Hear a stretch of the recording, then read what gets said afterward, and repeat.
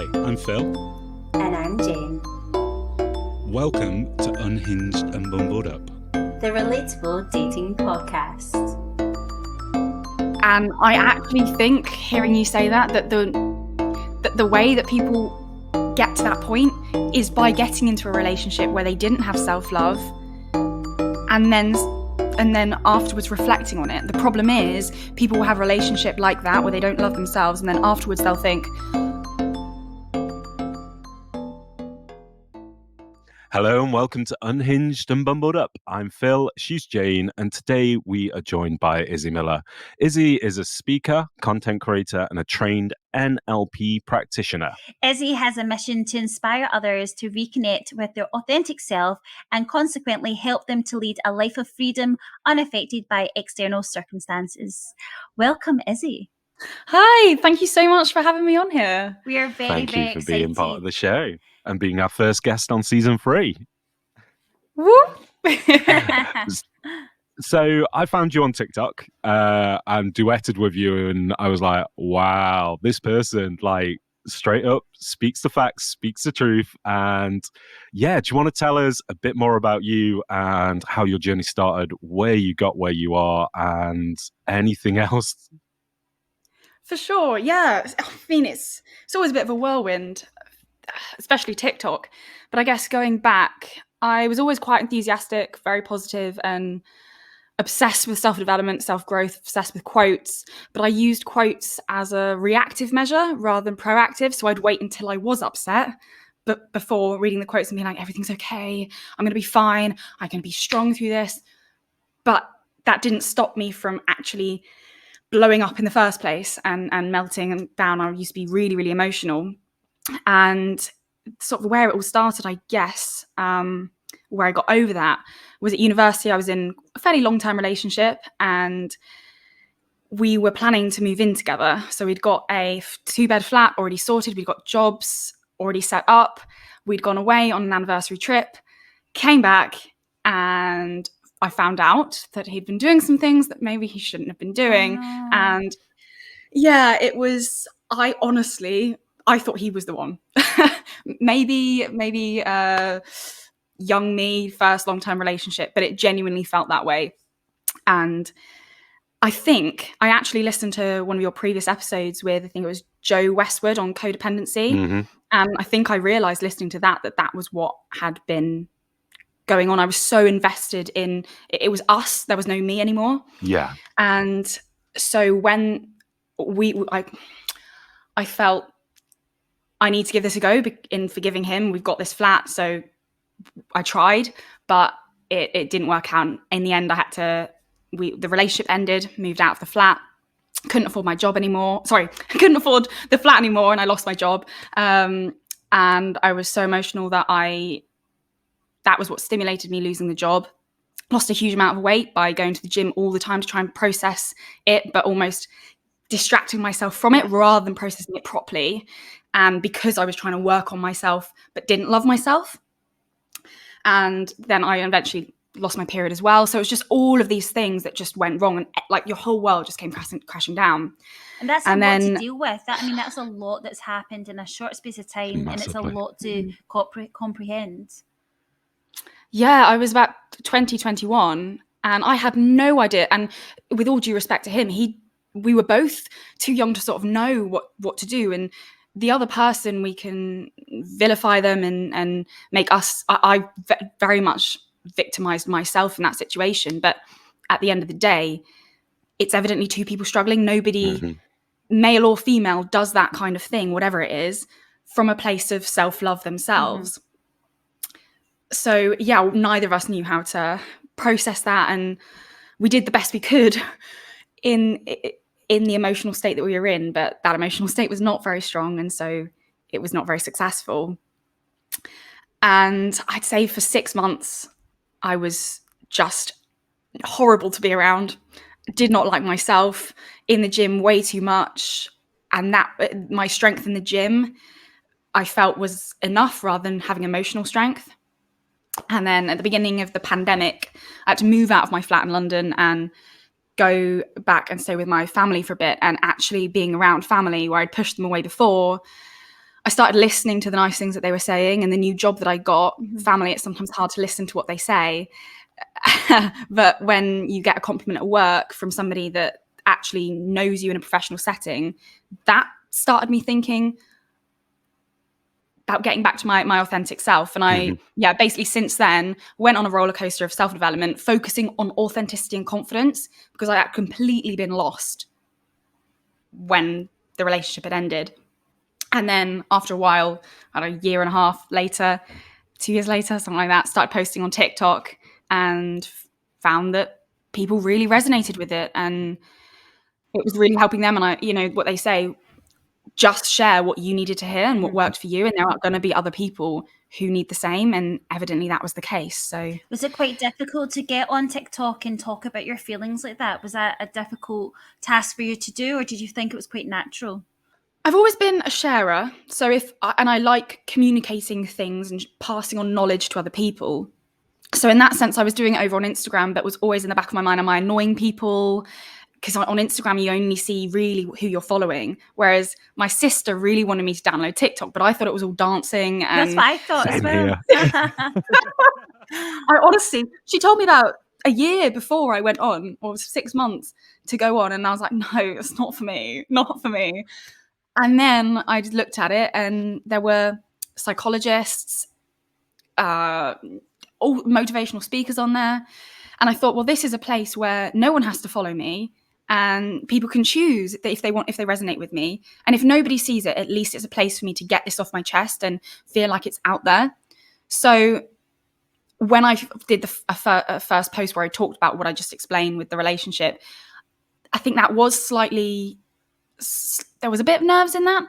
But because the basis of what I do is authenticity, as long as it's authentic, then I actually cannot not post it in some sense, because it's true for me. And if it's true for me, then there is, and this is something that I came to gradually, it was obviously quite a journey to this place where I'm in now, but if it's authentic and truthful, then there's nothing wrong with it. Exactly. Yeah. And that's actually what I noticed when I went onto your TikTok. I was like, wow, what you're saying is just so honest, and you're so easy to listen to. And what the tips you give just makes, it's almost like a light bulb moment goes off in your head, and you're like, oh my God, what she's saying is completely correct. Massively. That means a lot. I mean, even with the authenticity part, you have to, in order to have a bigger reach, you have to have a bit of a hook, right? You have to say something, be quite strategic with your delivery. And I really struggled with that to start with, because I felt it's not authentic. So I would never refilm something. I would never script it, because I wanted my passion and emotion to come through. But then you've also got to think, well, the better, if you just have a simple 5-6 word hook, you get more people to watch the authentic bit, and you're not lying to them. It's actually something that is valuable, and hopefully, as you say, has a bit of a light bulb moment for them. Definitely. So when it comes to, obviously, we talk about this a lot, and I think we wanted to start the new season, basically, because we talk about dating and relationships, but what we really haven't spoke about is where it all starts. And you've got to love yourself first. And I think this is a problem with people not loving themselves properly, and then they try and give love out to people when they don't care about that, like they don't feel that love from themselves. So what would like your tips and advice be on loving yourself? I mean, it's so cliche to say, but it's so true, right? Yeah. And I actually think, hearing you say that the way that people get to that point is by getting into a relationship where they didn't have self-love, and then afterwards reflecting on it. The problem is, people will have a relationship like that where they don't love themselves, and then afterwards they'll think, oh no, it was the wrong person, or it was all them, or it just, right person, wrong time, and won't actually reflect on, maybe there was something within me that wasn't right. Obviously, they might not have been the right person, and probably not, but having that ability to reflect and look at, okay, well, there's something that Tony Robbins says, where he says, on an average day, what are you out of 10? Mentally, how much, I guess you could frame it, how much do you love yourself out of 10 on a daily basis? And then he says, the average is normally about 5. He says, would you want to date a 5?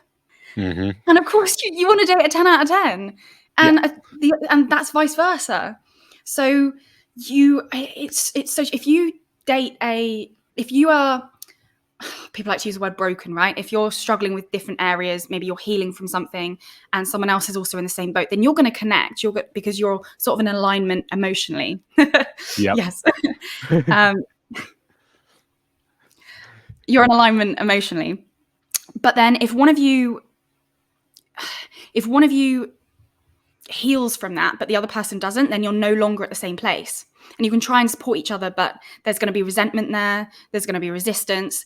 And so it's about connecting from a place where you can grow together, and some people make that work really well. They come from a place where they're both vulnerable and they grow together. But that's quite a special and rare occasion, I'd say. And so the place that you want to be is where you're 70, 80, 90, 85 to 100%, if 100% is even possible, happy with yourself. Yep. And then no matter what the other person does, it's not a reflection on you. And you can always think, how can I improve myself? That's really important. But your self-worth is not dependent on their actions. Yeah. I actually think a lot of people carry so much resentment into their next relationship.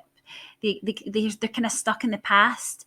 I'm kind of similar to you, Izzie, in the way that I'm all about positivity. I'm always about forgiveness, where I've got friends that are so negative and they say, how can you let that person away for it? How can you forgive them?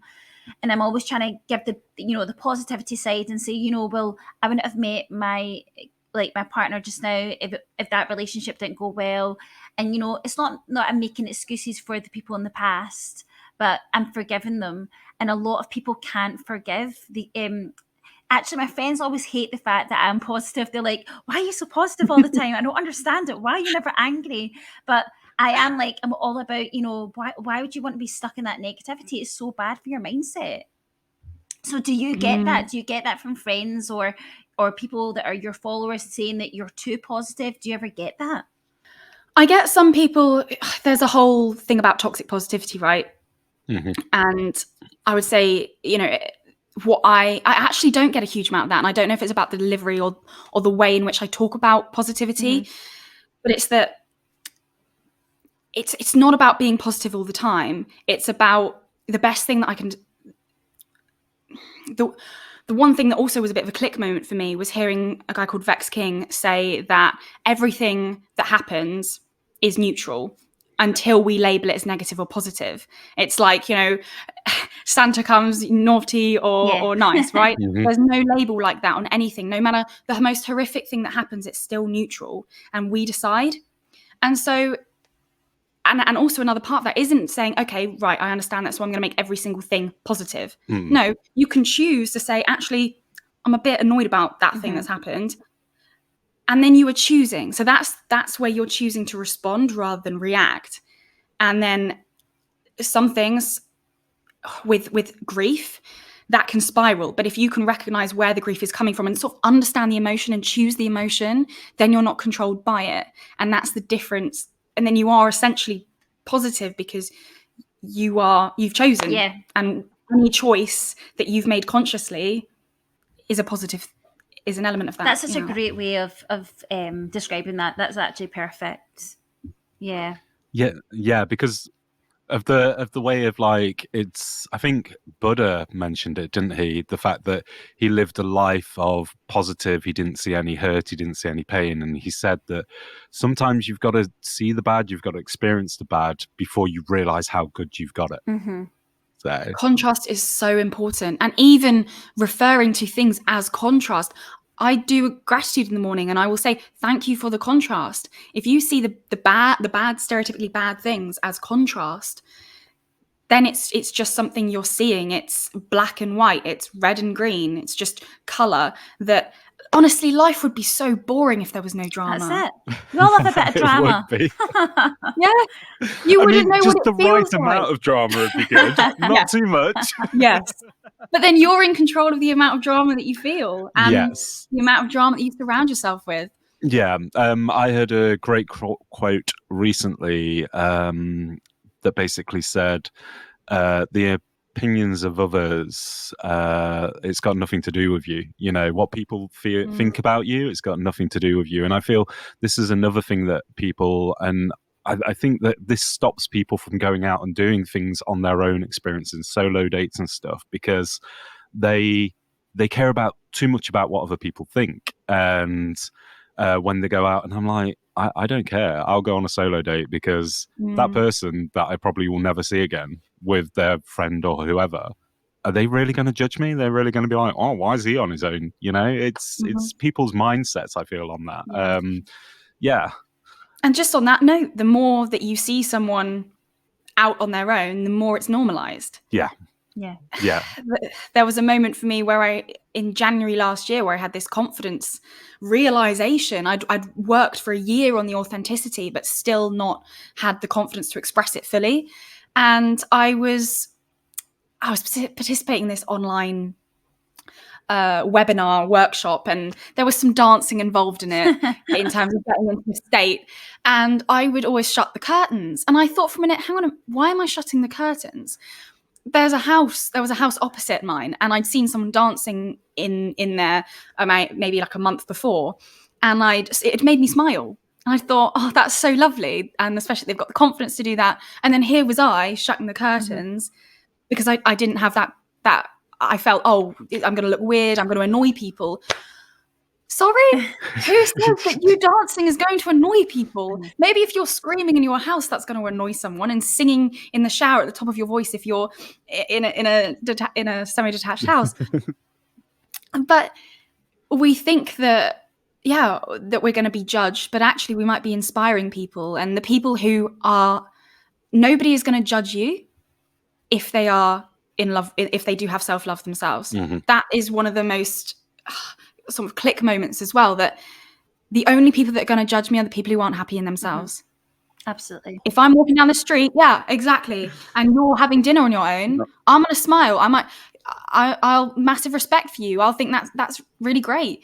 Unless you're sitting there on your phone, in which case, you're not really on your own, are you? But if you can, a lot of people can't be on their own. So as far as I see that, as someone who has got to a place of love for themselves, I'm not thinking, oh, he evidently has no friends. How is that the first thought that pops into your head? It's not. People, like, I don't mind like going places by myself. Like, it's a moment where you're like, oh, I just want some peace. Like, I love just like sitting in a cafe reading a book. But like you said there, I would never walk past somebody that was sitting on their own and think, oh, they've got no pals. That would never cross my mind. But people keep thinking, oh, that's what people will think of me if I do that. Yeah. I mean, I went and climbed Ben Lomond on my own. I turned my phone onto flight mode and was like, I don't want any distractions. I just want to climb this on my own. I don't care what anyone thinks. And I'm just like, gonna get to the top, enjoy the peace. And literally, it was complete and utter silence. Perfect. I've never had anything like that where it's just silent. Apart from the wind. When the wind stopped, I was just like, what? And it's just so freeing, getting out there and doing things that push you out of your comfort zone. So Izzie, you also run workshops and courses. Can you tell us a bit about that? What would people expect if they came along to a course or a workshop? Yeah, so after sharing on TikTok, some people reached out and said, do you offer one-to-one coaching? And I said yes, and that evening I created the website, I created the offer, and worked out how to do invoices and all sorts. And the next, literally put the link in my bio, and that was it. And people reached out and wanted the coaching. So people can do one-to-one coaching, just the odd session, or they can do 5, a bit more ongoing. I'm very solution focused, and I don't get fulfillment until I see someone's got the results. Nothing else really matters to me. I've got to pay bills, but literally other than that, I love what I'm doing. I found my thing. We're going to be launching a rapid transformation sort of coaching soon. Okay. So it's a month of, because if we want to change these habits, it's things that you've got to be doing every day. So just on earlier, Jane, you said about bringing resentment from one relationship into another. And something that this was before I'm recently in a new relationship, and this was something I'd thought of before when I was helping other people with how to have time for themselves when they're with a partner. So before you go and be with anybody, whether it's family, whether it's work, whether it's your partner in the morning, I highly recommend and tell everybody this and recommend it to everybody to take 20 minutes. Or for me, I wake up at 5. That's just what I choose to do. Wow. So I have 2 hours before the world sort of wakes up and needs me. And it's where I journal. So I write about how I'm feeling. And in a relationship, so in this relationship that I'm now in, we will wake up, we'll say good morning, and then go and sit in different sides of the room and journal and check in with ourselves, because we can't expect the other person. If you wake up tired or stressed, anxious about the day, then if you don't recognize that, you're just gonna naturally react to things in a way that you wouldn't otherwise. So taking that time for yourself means you can sort of prepare to be around this person that means a lot to you. So that and that is something that is a cumulative effect. When you do that every day, you get better at choosing to respond in the moment anyway, rather than having to prepare. So if something happens late at night, even though the journaling was in the morning, you're better at understanding how you're feeling and choosing to respond. And so linking back to the rapid transformation idea is when you do these things consistently, you're replacing a habit. You're not getting rid of a habit of thinking or a physical habit. You've got to swap it for something else. And the first step is becoming conscious of it, which takes a lot. I'm personally trying to stop saying And do you know how difficult it is to be conscious of when you say that? So I've been sending voice notes and also the podcast. And first time when I started editing, I was like, wow, how many times do I actually say And I'm like, process what I'm going to say before it comes out here. Yeah. And there's brilliant, really successful speakers and people who say it all the time. But someone said to me that when you say it, it's an attempt to pretend like you do know what you're saying, rather than just giving yourself the time, which actually is more suspenseful. Yeah. We'll go with that. Before you carry on with what you're saying. So yeah, that's something that hopefully will, I just don't, it maybe sound brutal, but I just don't care about working with people for sending a DM that they're not going to listen to, or they're not going to work on. It's a waste of time. And I'm all about impact. If you actually do these things, which is, I practice what I preach 1 billion times more than I preach it.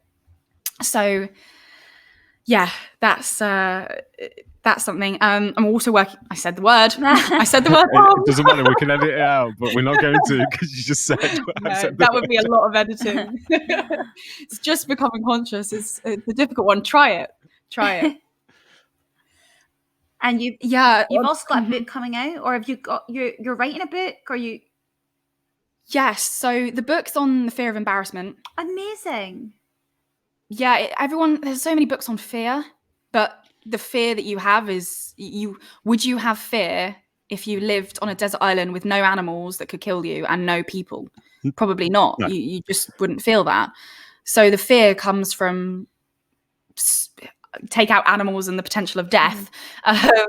It's the social interaction and what people are going to think of you, which from back when we were just trying to survive, social acceptance is related to survival instinct. So it's all about the fear of embarrassment. That was something that I started really just a gut feeling, and I couldn't stop writing last year when I had the wave of confidence. But it's something that probably won't be coming out for quite a while, because I want to have more experiences where people will stereotypically say you've embarrassed yourself, but actually, and work through that a bit more. But yeah, in the meantime, I'm working with a couple of organizations who currently go into schools and universities and organizations, delivering workshops, 3-day events and bits and bobs like that, so I can see how it is and share some of what I do within an already established setting before I go out and launch it with my own personal brand. So yeah, there is a lot more coming. But in the meantime, sticking with the coaching and doing one-on-one things. Well done. You've got loads of amazing things to look forward to, which is fantastic. Shall we talk about values? Because I noticed the 3 values on your website, and basically they relate quite closely to dating as well. So should we start with communication and why that's important? Yeah, if you can't communicate in a relationship, then on both sides, what happens is, say you're struggling with something. As a female, you'll often, maybe you will say there's something that you don't like that the other person has done. If you're in a reactive state, you might bring it up with them and be very much like, you've done this, in which case the other person will get quite defensive, or they might retreat. Or if they've done something, you might not say anything at all and just you'll retreat, you'll distance yourself mentally, and then the connection is broken. So the ability to communicate, and communicate in a way that is saying, this is the problem that I can see, and this is you, and this is me. There's 3 elements. The other person is not the problem. I am not the problem. The problem is outside of us. And if you can communicate that and help the other person to understand that you're not blaming them, then you can work through it. And communicating how you're feeling, so making sure that the other person feels comfortable in expressing how they're feeling, and you're not going to get defensive or get annoyed at them. It's that openness within the communication that you communicate. It's okay to communicate and make mistakes, but also that you learn how to communicate in a better way. Yeah, because that leads on to honesty then, doesn't it, as well? Yes. And obviously self-responsibility. So, They're also linked, yeah. If you can communicate, which is what that long-term relationship, they were very good at communicating, but the problem was they weren't honest. What's like authenticity? What's the point of authenticity if you don't have confidence to express it? What's the point in honesty if you can't communicate? And what's the point in communication if you're not honest? So it's even saying within the communication, again, this is, for some reason, I am feeling something that you said really triggered me, and I'm trying to understand why. I know it's not your fault because you probably didn't mean it like that, and that gives the other person the opportunity to explain what they did mean. And you can work out, whenever you get an emotion of anxiety, jealousy, all of these things, it's a trigger. It's like the fuel light coming on in a car. That's all it is. And yet we think, oh, we're a bad person. So again, when you said, Jane, about bringing in previous experiences with my partner, he actually asked, do you think that any previous experiences have changed the way that you see relationships now? And I said, he'd expressed that one of the things that he struggles with is jealousy, and he's trying to understand it rather than blaming the other person for maybe being too flirty or whatever. And on my side, I said, well, one of the big things was distrust, and that's been proven. And so my brain knows, it's got proof that people lie, and it's got proof that this could all go wrong, and that actually when he's sitting on the other side of the room messaging on his phone, I don't know who he's messaging. But what do I know to be true in this situation is that this person I'm with now, I know that they are very honest. And even if they're not, I have enough self-love that I don't want to be with someone who's not honest. Yeah. And even if I find that out that they're not a few years down the line, I'm still going to be okay with that. It's still using the neutrality, label it negative, positive, or neutral. I can still see it in a way that serves me as I've learned from this, and I'm still okay without this person not having that codependency. Because a lot of people, they always ask, they're like, oh, would you go back and change anything from the past? And I'm like, no, because it's made me who I am today. Without those experiences, I might have gone in a different way. Something else might have happened to me. And this is the thing. It's like you learn from your past. You don't keep it in your present, but you learn and have those experiences. And then you move into the future with, the experiences that you've got. Absolutely. And you're so right. I think the fear of where else would I be if that hadn't happened is more scary than going back and changing it. See, regards to on your phone. Before I met my boyfriend, the other people that I was casually seeing, when they were on their phone, they would turn their phone over, so like it was facing down, so you couldn't see it would come up, and that was always a trigger. I would always automatically think, who they texting, who do they not want me to see come through their phone? And then when my boyfriend now, like his phone's just like lying about, like, so there's so much trust there, like he's not hiding anything. But yeah, that was one thing for me. If someone had their phone down the other way, I'd be like, oh, all these like questions going through my head. But again, that could be innocent as well. That could be just the nature of a habit or whatever. It could just be the fact that they didn't want distraction, so they turned it upside down. Of course, but that was always a trigger for me. So now I'm just like, oh, thank God your phone's just there. That's where those values really come in, the self-responsibility of, they might actually be being really respectful in turning their phone over so they're not distracted. Or, you know, for example, my previous partner would, if I came over when he was on his phone, he would put his phone down. And at the time, because I thought he was really honest, and he was just putting it down because he didn't want to be on his phone when I was there. And whether it was that and you never know, there's always two possibilities. But that's where the honesty and communication comes in, where you say, and again, the right person won't get defensive about it if you say it in the right way. If you say, can I just be honest with you about something? Every time you put your phone down like that, for some reason, it triggers in me this feeling that you're hiding something. And maybe you are, but I want to believe that you're not. And then you can discuss again that problem of, okay, well, let's wonder, where is that trigger coming from? Why is your brain telling you that that's what's happening? Working through it. Sorry, this reminds me of the fire triangle that you learned at school. So you know the three values. So fire can only happen with oxygen, ignition, and a fuel. So with the values, it's like you need all three to actually make it work. You need the honesty, the communication, and self responsibility. That's brilliant. I might steal that. That's you can steal it. It's the fire triangle. And without it doesn't work. So we're going to move on to a little game now.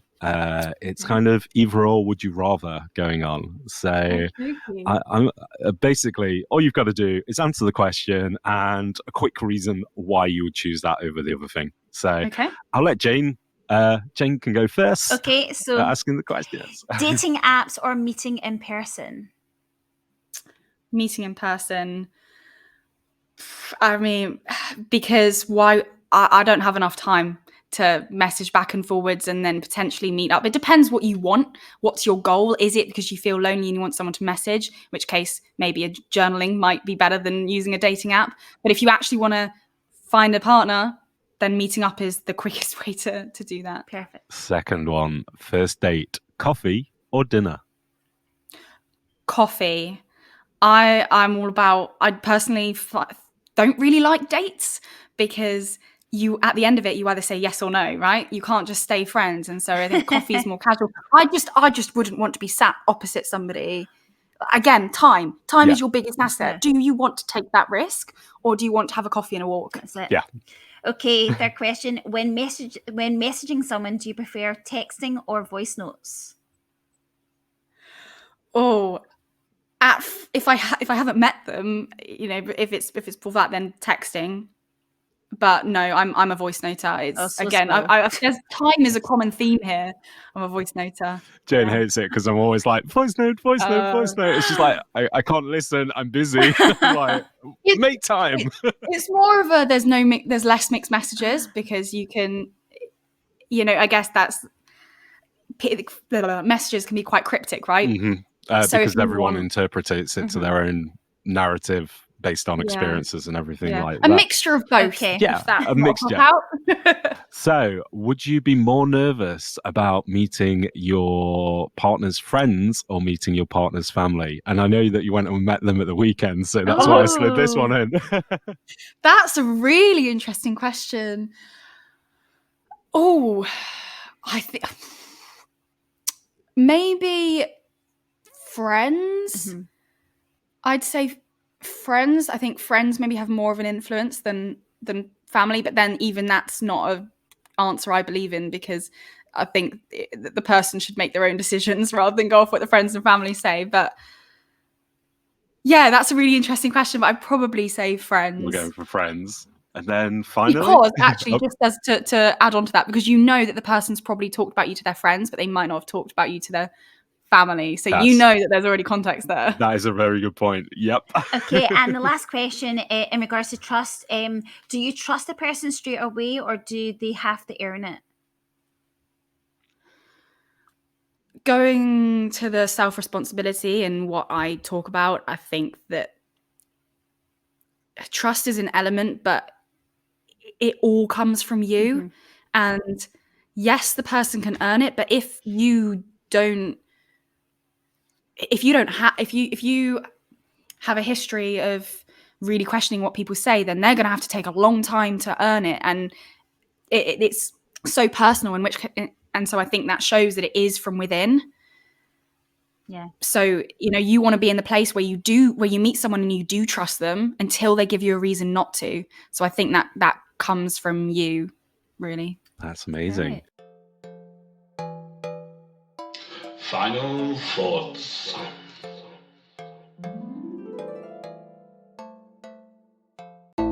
This segment is called Final Thoughts, where we've reached the end of the episode and we take a look back at what we learned, what we're going to take away, or what we just found a little bit funny.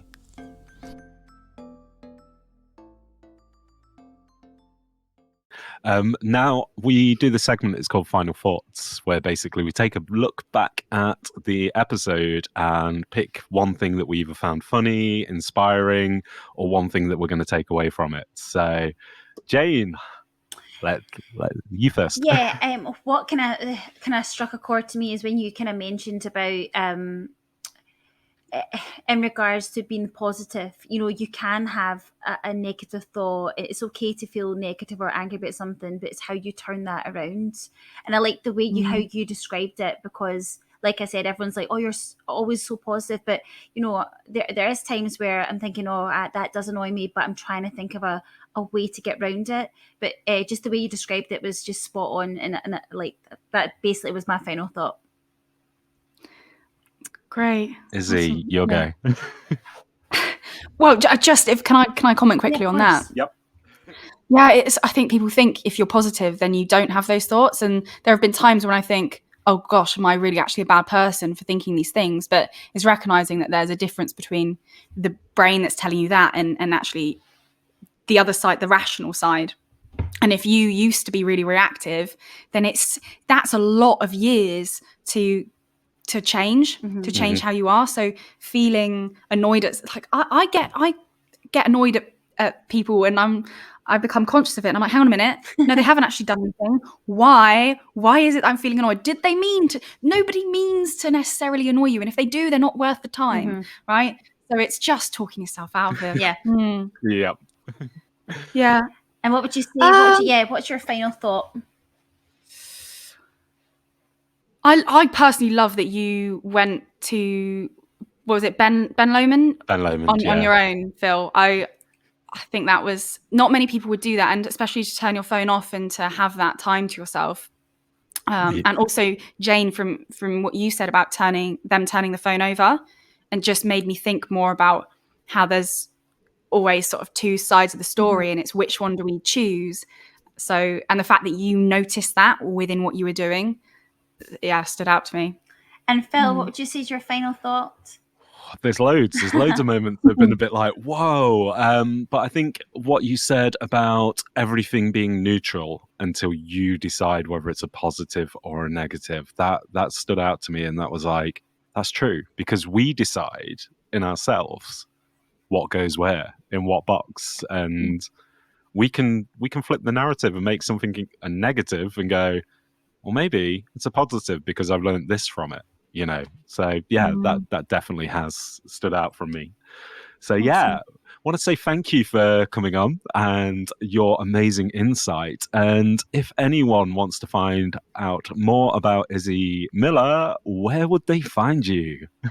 You can, my website is izziemiller.com. My Instagram is izzie.miller, and my TikTok is izzie.miller as well. So basically search Izzie Miller and I should come up somewhere. You'll be there somewhere. So thank you very much for Thank coming on and being you. our first guest of season 3, because it's been absolutely amazing. And thank you everyone for listening, and we will see you next week. Bye everyone. Bye. Bye. Thank you for listening. If you want to find out more, you can follow us at Unhinged and Mumbled Up, or Swipe forever after. and if you want to send us an email or check out our website, it is www.uadu.co.uk. Thank you. Goodbye. Bye.